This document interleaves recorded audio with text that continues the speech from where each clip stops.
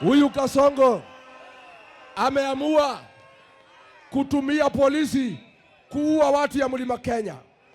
Leo pale Ishara Bere North, OCS wa Ishara Police Station, kulikuwa na maandamano ya amani kwa sababu hakuna dawa. Yule governor wa Kasongo anaitwa Barire hajaweka dawa kwa hiyo hospitali. Watu ya Bere wakajitokeza kuandamana, maandamano ya amani, kusema hospitali imeharibika.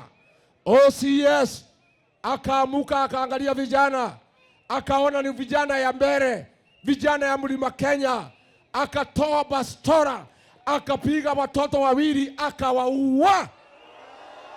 Mimi nasema wewe Kasongo umeumiza sisi ya kutosha.